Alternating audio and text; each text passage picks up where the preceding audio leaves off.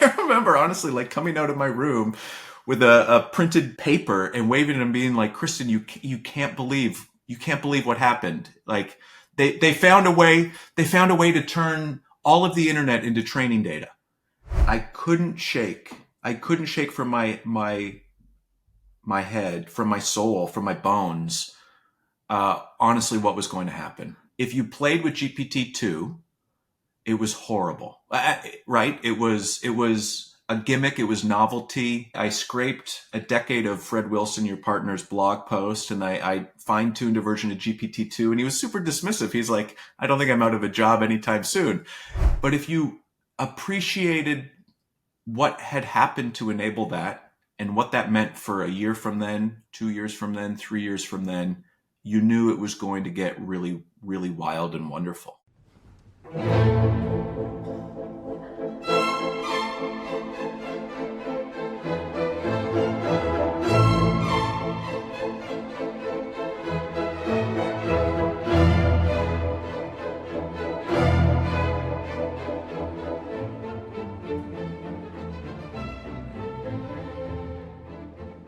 Welcome to the Slow Hunch podcast. I'm Nick Grossman from Union Square Ventures. The Slow Hunch is an idea from one of my favorite books, Where Good Ideas Come From by Stephen Johnson. The idea is that big breakthroughs, innovations in science and technology, society, and elsewhere are often not the result of a single aha moment, but rather the slow accumulation of happenings and observations and intuitions that build over time with luck. It's always been one of my favorite ideas. I think it's encouraging and empowering that if we just keep following our noses, lots of small and seemingly random steps may ultimately lead to big breakthroughs. Today, I'm joined by my old friend, Fraser Kelton. Over a decade ago, I served on the board of Fraser's last company, Koko, which was an AI company focused on mental health and trust and safety in online systems, which was ultimately acquired by Airbnb. Fraser then went on to become head of product at OpenAI, where he was part of the launch of ChatGPT, which you could think of as the iPhone moment for AI, a massive breakthrough moment. Today, we'll have a chance to unpack both the story of that breakthrough and Fraser's personal path as part of it. Fraser, it's so great to have you here. I'm so happy to see you, and thanks so much for joining us today. Great. I'm Fraser Kelton. I'm a GP at Spark Capital. I've been here for a year, and before that, I've been a founder and operator in startups forever. Immediately before this, I was head of product at OpenAI, helped transition it from a research lab to a group that shipped a lot of product, wrote the first couple of product roadmaps, and helped build the product development org. And before that, was fortunate enough to have you invest in my startup. And before that had been involved in a bunch of young technology companies as it goes. I'm Canadian, so we're going to have to tolerate that. I love your subtle Canadian accent, Fraser. I always will. Yeah, the nice thing is that Yahoo is not as prominent as they once were, which was like the dead giveaway. But that's it. Like I had the joy of meeting you, in 2014, I think, right? I think that's when we maybe met. I remember, here's how I remember hearing about you for the first time.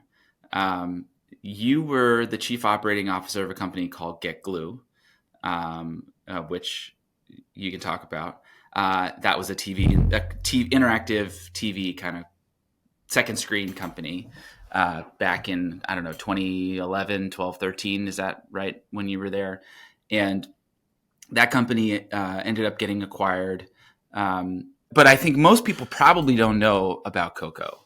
And that's when I really got to know you. And I remember sitting with your co-founder, Rob, at MIT, I think when he was still a student there, hearing the vision for Koko that he had coming out of his grad research and your interest in it. And maybe you could just talk a little bit about that, because I think that's a story or a product that, is a little bit less known in your story. The other co-founder, Kareem, and I had the insight that modern therapy, cognitive behavior therapy, could be delivered online at scale and without a therapist. We set off to try to understand what it would take to build a product in that area. And I I cold emailed this guy who was, I thought, a tenured prof at MIT on a Friday night because I came across one of his papers, and it turned out that he had just the week before defended his dissertation where he had built a prototype of like what Kareem and I were testing in WhatsApp groups. And long story short, a couple of months later, he joined us as a co-founder, and we worked to commercialize what was his dissertation. He had ran a randomized controlled trial showing that it worked. So this is a really interesting story, right? Because you and Kareem, and then also Rob obviously was coming at it from a research perspective, but how did it occur to you at that point that such an approach might be possible? They had been selling like workbooks on Amazon for cognitive behavior therapy where you could buy them for $20. And if you looked at the research, those workbooks worked. And then there was a very small set of researchers, one group in Australia, one group in Chicago, who were showing that online interventions actually worked.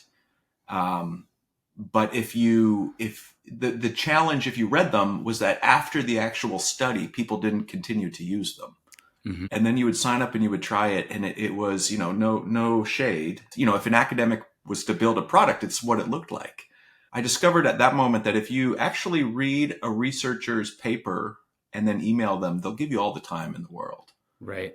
And so I was getting up at, 4 a.m. to talk to this group in Australia. And they said, we haven't published this new paper and it's the most amazing thing. We're now understanding that, I don't know if this is going to blow your mind. People don't want to read full PDFs online. I'm like, no, you're not kidding, huh? And they were rediscovering the basics of HCI, right? And good product design. And you just realize that if you took the basics of designing, developing, crafting a good product experience and applied therapeutically effective interventions, at least our hypothesis was that there would be something that would work. The key idea behind Koko was not just that CBT delivered in an online format could work, but that it could be scaled in a peer-to-peer fashion, right? So that, I'm studying cognitive behavioral therapy for my own well-being. Maybe it's starting to work for me. If there's a way where I could then become your coach, by coaching you, I get better myself, right? And then as you get better, you could then coach someone else, and then you get better and they get better, and then it can multiply to infinity. That's just an amazing concept for like any kind of potentially consumer viral education, product or platform. And I'm a little bit surprised that hasn't taken over the world, but I think there may be reasons why. But in this particular context where, I think we were back in 2014, sort of just at the beginning of this idea that there could be a mental health crisis bubbling up on the internet. And the idea that maybe it would be possible to use the power of the internet to fix some of the problems on the internet. It was just such a compelling idea. So we started iterating on a consumer version of that app, and we realized pretty quickly that it's not going to work. It was hard to build a destination website or app where people are seeking this type of thing out. And I remember a conversation with you and Brad and Kareem and Rob where we have a well-defined problem in front of us. And I don't know who it was that said it, but they said, hey, listen, you guys are having no problem recruiting individuals who are turning to the large social networks when they're in need of help. What would it mean to take your product there? We did what we called the reverse Turing test, where we copy and pasted a script into a messaging experience and had people interact with it to see if we could pull our product experience into like a messenger. Again, like within a couple of days, we realized that was going to work. We could easily port our product to platforms like Facebook Messenger and others. And we reshaped it to basically be an embedded experience into these social networks. And we set out to do like partnerships and business development with them. And this is worth just mentioning because we got a lot of interest and a group called Kick, a messaging app, as well as a group called Pinterest, said, let's do it. And up until that point, because of the nature of the product, we had to moderate 100% of the content that got created before it went to other users. But because the volume was so low, Rob and I could do that in Slack ourselves. And we start the ramp up with these groups, and within like 5 minutes, we're like, nope, turn it off. We can't handle this volume. Like, just stop. Because the human interaction of moderating the content wasn't going to work. And so we set out to figure out what would be a viable solution. And this was now 2015, 2016. And there's just like a great moment of serendipity where deep learning for natural language processing, word2vec, these other types of technologies, early AI technologies are just becoming viable. And we started to invest into that direction. And you remember that. I mean, I remember it like it was yesterday, and I remember a feeling back then that we were on the forefront or the frontier of like a new way of using computers to figure stuff out, right? And I was just looking back through some of the old Koko board decks this morning, and after the transition from the consumer app to this idea of like, let's embed this into social media where there are already millions and millions of people expressing their situations. And what if you could run a classifier across all of these social media posts to try and distinguish this type of maybe inappropriate content from this type of potentially harassing content. And it took me down this rabbit hole of, God, the level of nuance in language is infinite. And then also the tools that we're starting to have at that moment, 2016, 2017 or so, are like pretty good at sussing some of these things out. Not like fully good. And I remember you had some charts in some of the old decks of, the Koko classifier can do, 98%, accuracy versus, the old one, which was, 86%. Is like a real lift, but still like like hard. Yeah, that's right. And it was like a grind to get there, both in terms of figuring out how to get exceptionally good labeled data of enough diversity for that one specific task. We ended up having to build a lot of our own, tooling and services to allow us to iterate and improve these models for our own purpose. And it was really interesting because we had done human moderation ourselves, we had a really deep appreciation for the challenge of the task. And I remember, I think our first prototype was using, of all things, IBM's API for Watson's NLP. I remember that. Yep. And it was eye-opening because it felt weird in the sense that this algorithm was catching the nuance that you and I as a human would look at and catch. And you're like, how is it even doing that?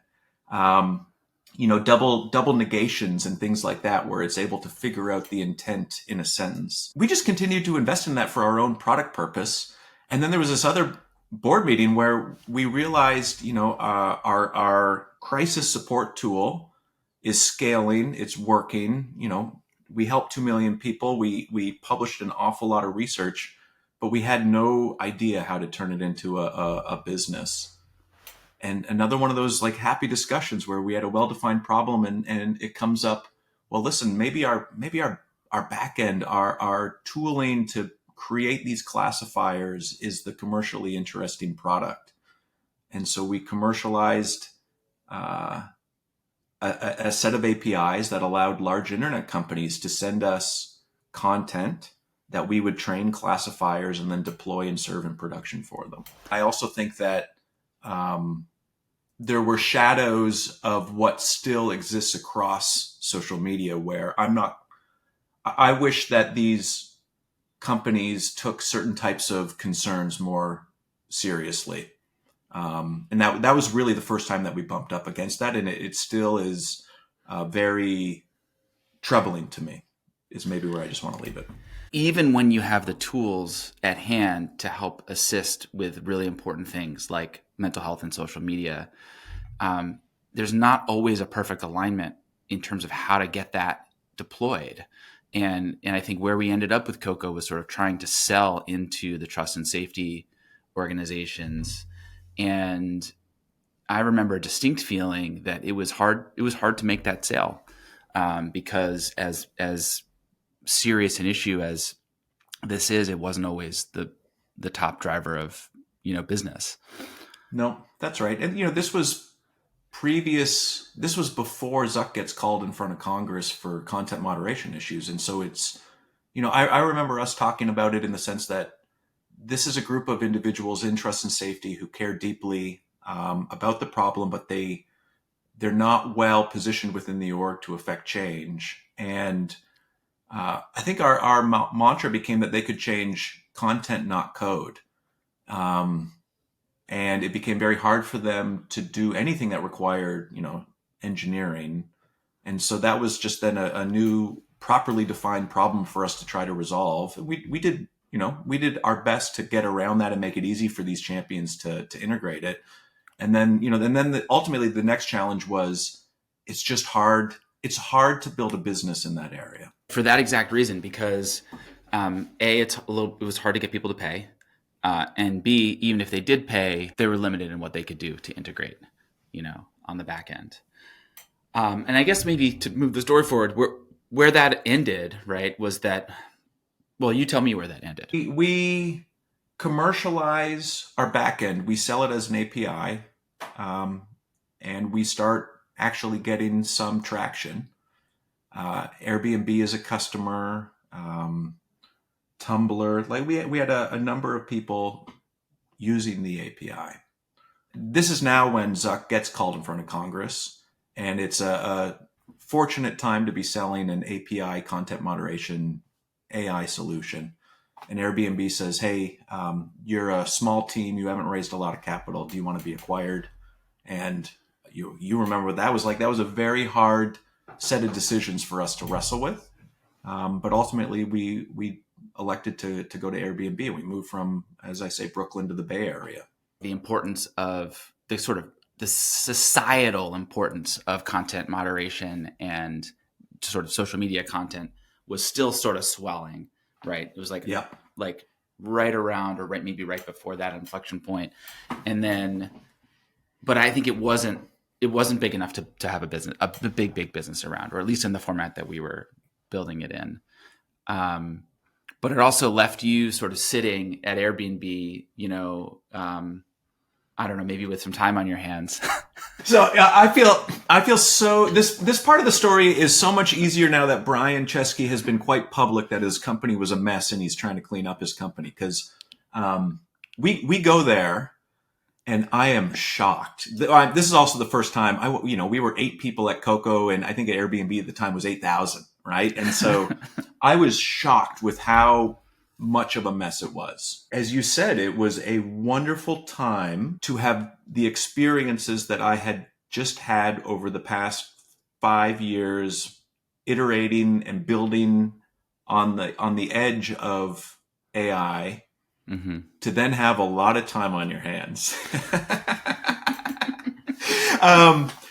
Right? Because think about it, is the Transformer paper gets released, and then very early versions of the models that are based on it become available, open source. What year was the Transformer paper?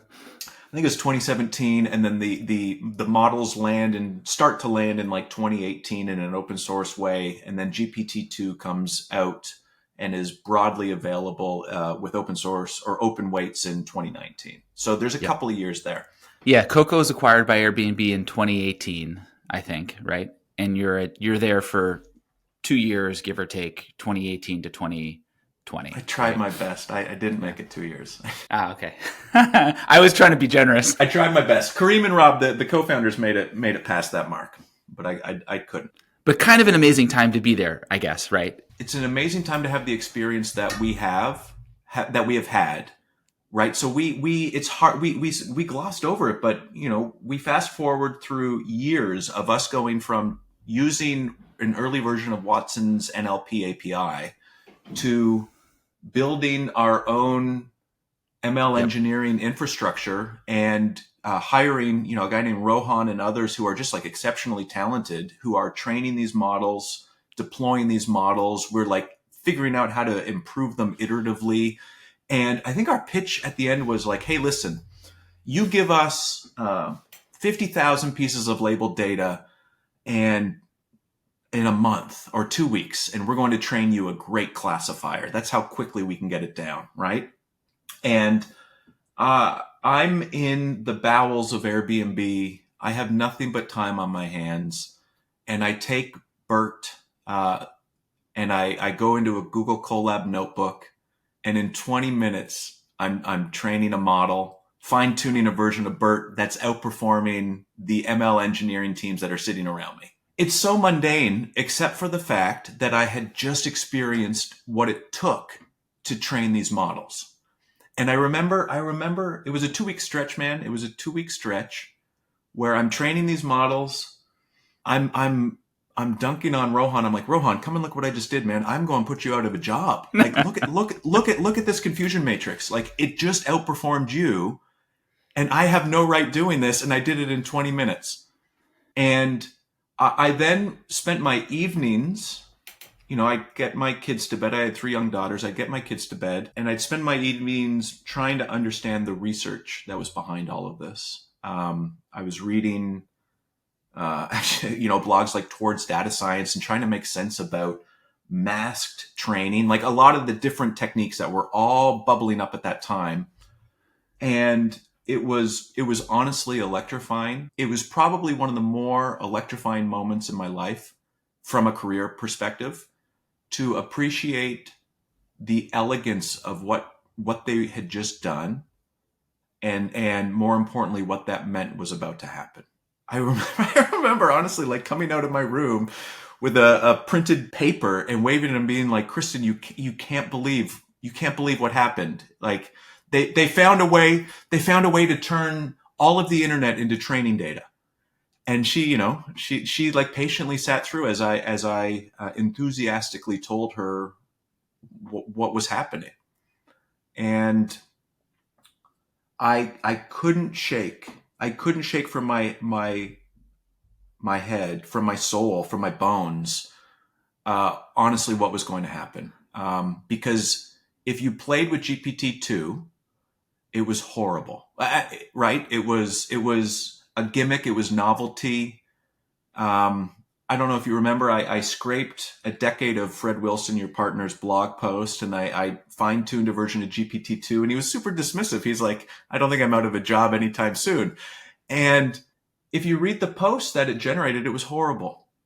But if you appreciated what had happened to enable that, and what that meant for a year from then, 2 years from then, 3 years from then, you knew it was going to get really, really wild and wonderful. Gosh, it reminds me a lot of people who lost their minds when they read the Bitcoin white paper.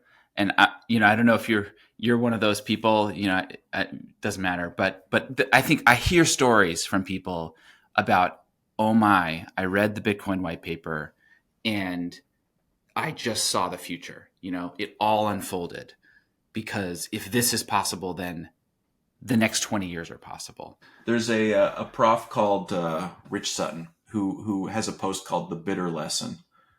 And it basically lays out an argument in 2019, early 2019, that all of the traditional approaches to like finicky machine learning or AI techniques don't matter, and all you need is scale. You just need to scale up data and compute.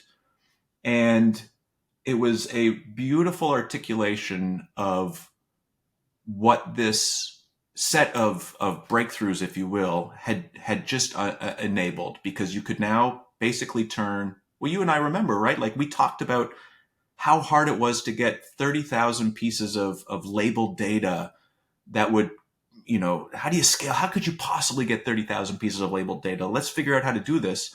And all of a sudden they had an algorithm and a method to turn the corpus of the internet's text into training data, right? So you go from 30,000 examples to everything. And but you realize that GPT-2 and BERT were trained on a small sliver of what was now going to become possible. And we were at the first step of a 20-year run that was going to be like bountiful in a way that people couldn't appreciate. Wow. It reminds me a little bit of, Yahoo and Lycos to Google, and the idea of PageRank and using the latent information in the internet. Maybe we come up with one of these breakthroughs every 20 years, who knows? But it's a wild thing. Mm-hmm. And to see that, so all of a sudden sort of in, 2019 or so, this becomes a building block. I'm curious to understand how you move from Airbnb into OpenAI. I'd love to talk about there was this massive unlock between having GPTs and having people get excited about them, which happened, while you were there. So I had that 2-week stretch, and I realized that the world's going to change on a trajectory that I just wanted to go be a part of. And I think it's worth highlighting that I think the research world was quite open that the capabilities were going to improve dramatically. What excited me was what I was doing. Parallel and in lockstep with the capability improvement was a similar increase in accessibility. And I was able to do things, as I said, that Rohan and team required like exceptional skill and expertise to do. And I'm like, I have no right doing this, and the world's going to go in this way. And what happens when profound technologies become dramatically more accessible to anybody, everybody, creative people, product builders? It's like the history it's amazing. I was going to go do exactly what I did with Koko. I was going to go start a company around this insight, and I was emailing researchers because I had known if you email researchers with real interest, they give you all the time in the world. I was going through old emails. I cold emailed Ilya from OpenAI, and I sent him the Bitter Lesson blog post. I'm like, I don't know if you've come across this, but like, here's why I really believe that this is going to happen. Like, how naive in hindsight, right? Like, and he goes, I'm very familiar with this. And we had an exchange, and I ended up meeting him and Greg for breakfast. And in late 2019, I got a demo from them of an early version of what became GPT-3. And at that point, they had already realized that they wanted to commercialize and they wanted to bring it to market as an API. And there was just like a great overlap in like vision, right? Like my excitement was what happens when it becomes dramatically more accessible. They thought that the API was a great way to make it dramatically more accessible. I looked at GPT-3 and I'm like, there's no way I'm doing this. And I want to go be a part of that parade. And so I joined there in 2020. So much to unpack here, but the part I love about how you are, and I love hearing it in people's stories, is sort of not being afraid to just go cold contact somebody that's doing something interesting. And it's not just researchers, it's other people too. I mean, maybe researchers are particularly accessible, but the idea that it's possible in the world to be reading stuff and just reach out to someone and they might just write you back, and then that might lead to something. I mean, it's just so beautiful. 100%. I think it's pretty unique for tech and research and probably a number of other fields. Like I'm not sure that it's entirely common, but I think it is beautiful. And then I think it's important for everybody to like pay it forward, if you will. 1,000%. And that's such a great reminder and a great point. And I think if you think about things in kind of cycles, right? People like that tend to be very open and accessible really early in a technology cycle when things seem early and there's no spotlight and everybody's just curiously chewing on ideas. That's the best time to find access to people because they're all just right there. Later, it gets harder. I think the relationship between GPT-3 as an API and ChatGPT as a product is really interesting. We come across this all the time in our work, which is when is the right time to go vertical and productize something? When does something need a real consumer interface versus when can you go horizontal? We do a lot of investing in crypto and Web3. This question comes up all the time. Launch protocol that's horizontal, which is like an API, versus launch an app on top, or do both. It does feel like there's a long history of both being the right answer. It's kind of like, HTTP and HTML and, the Netscape browser, right? Or the GPT-3 and ChatGPT, and on and on and on. Was as you kind of got into the role at OpenAI, like what was the conversation like around should this be an AI versus an API horizontal versus should this be a product? Was that controversial? Did that feel like an unlock when you finally got there? They had already made that decision for the first time before I already got there. And I think the story is that John and Greg had hacked together an API on an early checkpoint of GPT-3. And they did that, over the winter break one year, and people were then like hacking and building on top of it. And I think the internal discussion was, hey, here's 8 really promising product ideas. Which one should we do? And then it was, well, why do we have to pick from any of these 8?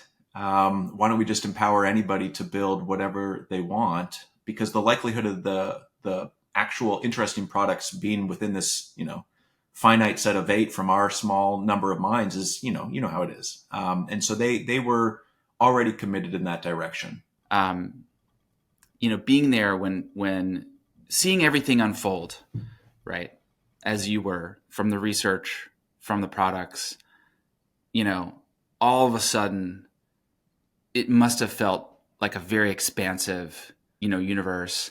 And then to see ChatGPT actually launch has got to be one of the most amazing things ever in history. But I'm curious to hear how that all felt, especially in the context of, for the prior 10 years, having been kind of grinding in areas where it felt like you were working on something really important. It was pushing uphill versus pushing downhill.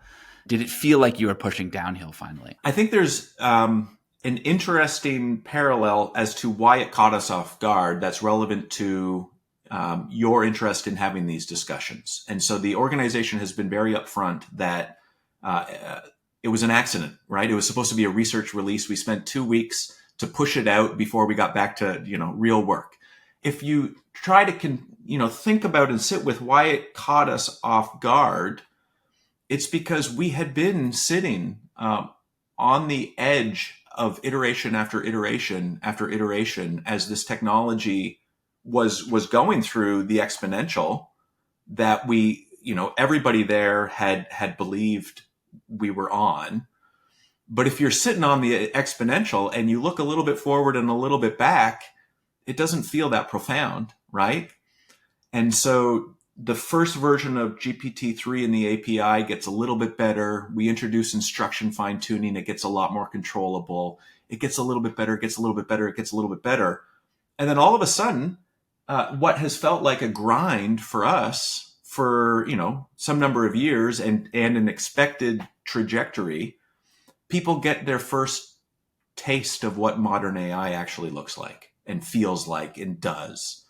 And they were going from no experience, no insight to having to appreciate it in that moment, like having it snap into focus.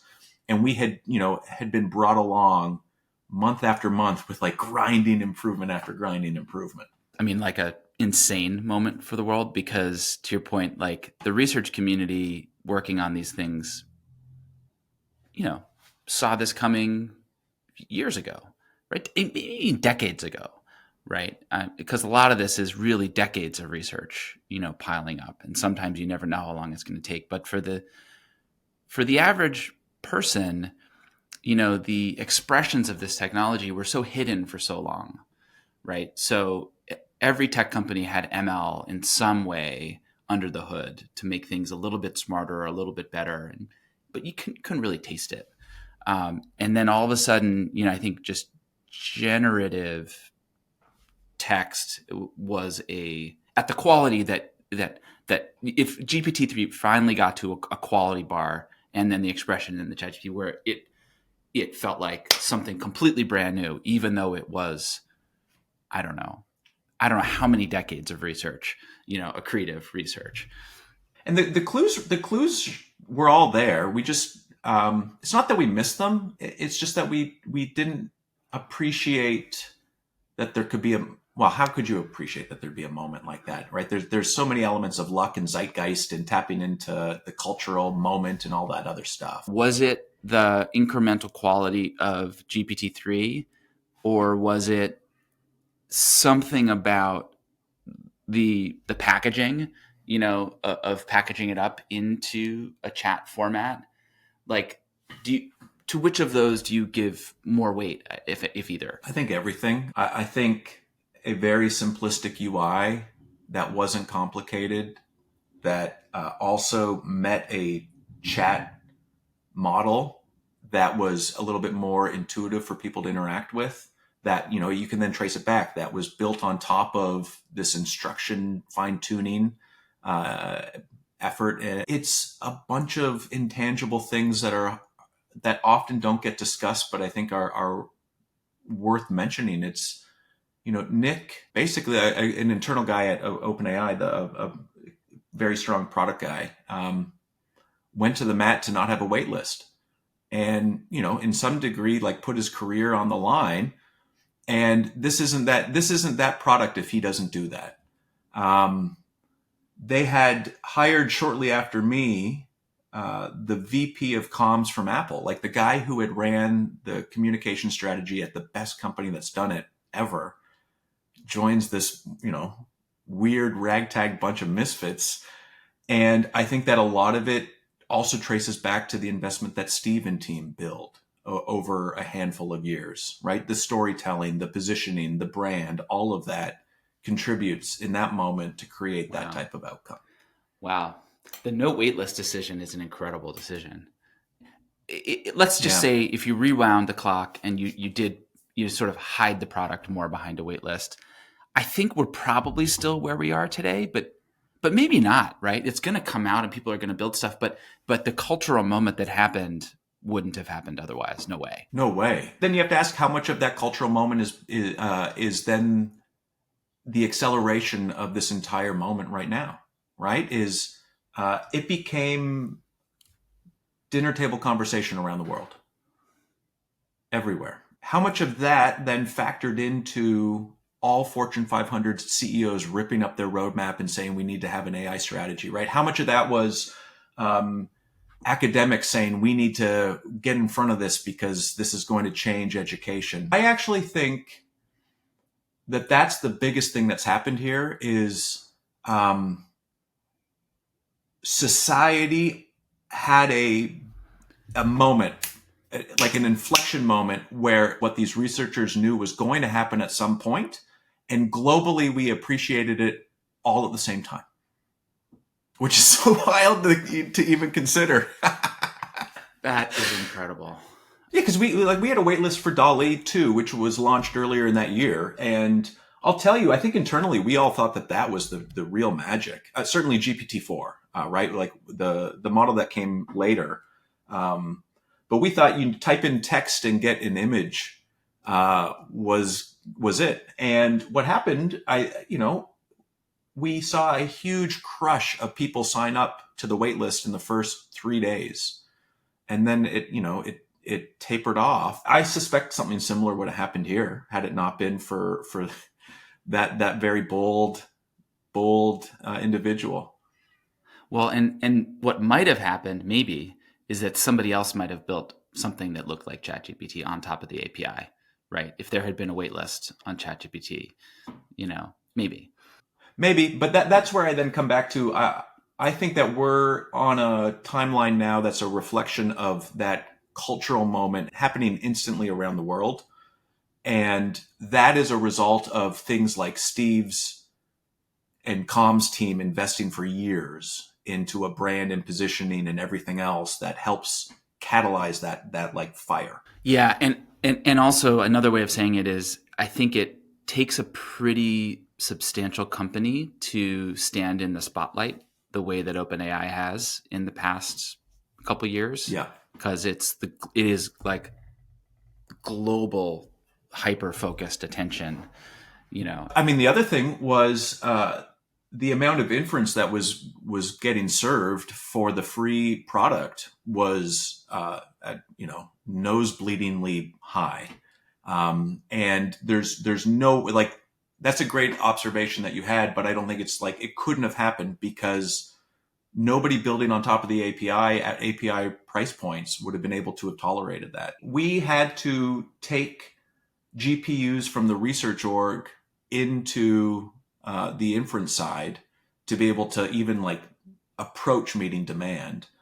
And so there's therefore then a very small number of institutions that could have done that. But even think about that decision is if that decision gets made differently, if we decide as an organization, nah, we're going to continue to train the next model, let's not bring this over here, and let's just add a wait list or what have you. This isn't unfolding the way that it's unfolding. Man, it really does feel like there's a world of, before ChatGPT and after ChatGPT, right? Just in terms of how the world is looking at technology and this particular set of technology, like really everything has changed since then. And to think that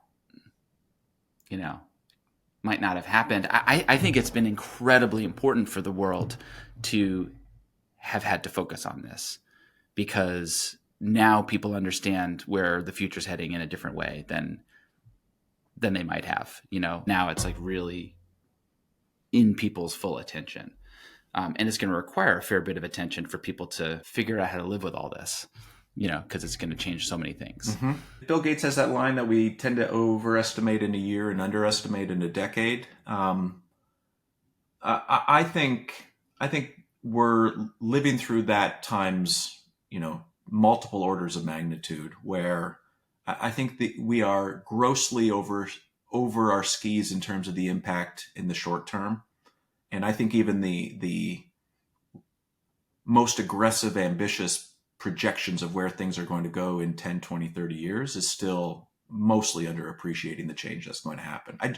I just think it takes that long for this dramatic of a change to ripple through society. And it's probably best that we start having those discussions today. Agree.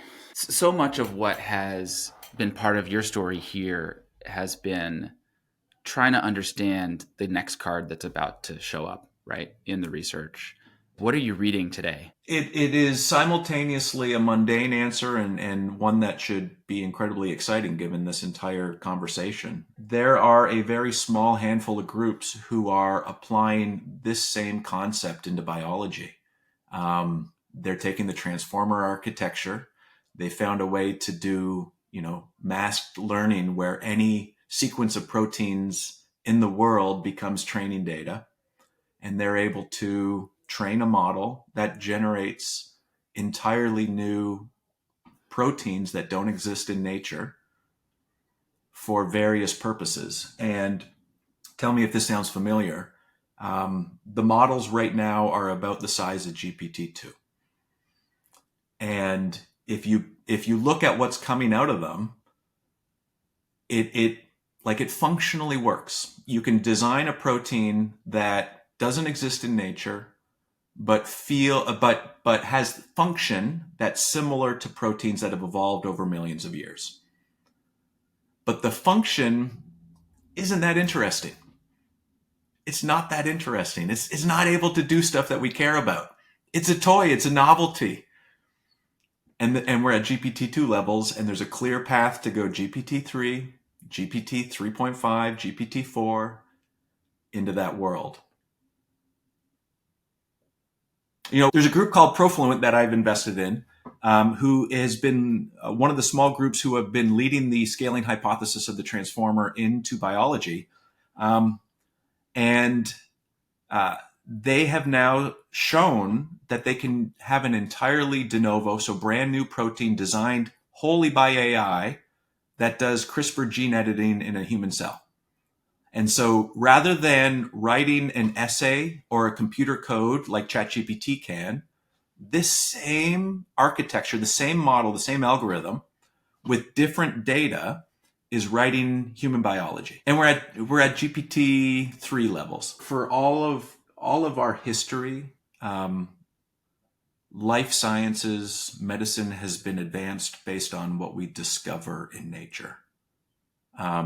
CRISPR was found in a Danone yogurt facility because some scientists were curious as to what was happening.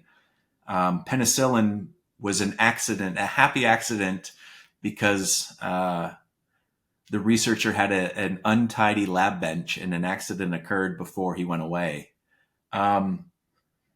We have been constrained by what we could discover in nature, and we are very quickly going to a future where we can design precisely to our needs. Right. So you will, rather than telling ChatGPT to write me an essay that is 5 paragraphs long on, the American Revolution, you're going to say, I want a protein that functions for these purposes, and can behave like X, Y, and Z in the human cell. And it's going to go and design that protein for your need. This is such a huge topic that we can't even scratch the surface of. But of course, like everything in generative AI, such futures can go in magical directions and terrifying directions. And what's your best take on that challenge, especially as you get into more profound technologies like AI-driven biology? I think the upside in the short term is grossly overestimated because change is just very hard for society. But I think long term is going to be profound. It feels so silly to even describe like a future where you have precision medicine built for everybody, tailored to their needs. It feels so silly to say that we will have software that gets written on demand and like thrown away after it gets used. But that feels like graspable within a handful of years, right?